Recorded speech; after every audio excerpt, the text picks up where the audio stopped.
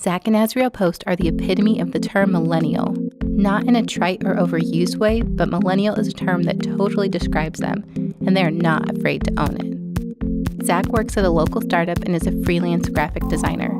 Most of his clients come from Instagram. Azriel has hopped from job to job after graduation, pursuing her own creative endeavors, and she just landed a job in Texas, which she first heard about through a message from a complete stranger via Instagram.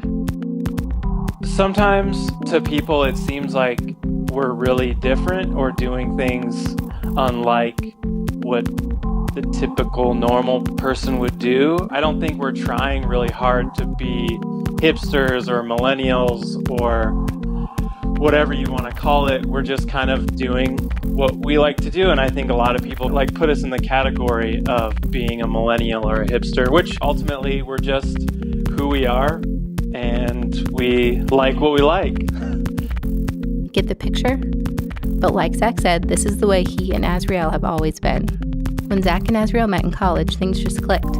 They recognized their differences, but also saw the world through a very similar lens.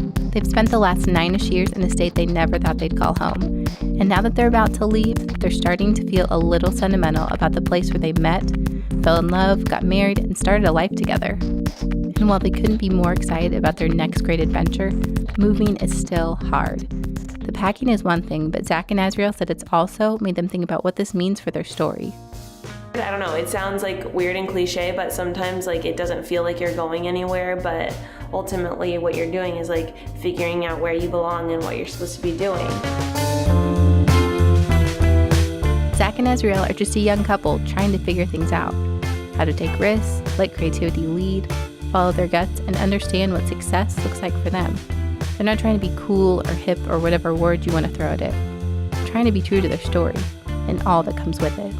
I think our story is just defining success for ourselves, and then hopefully that can show people that it doesn't always look the same for everybody, and it's okay to kind of do your own thing. So that's what it takes.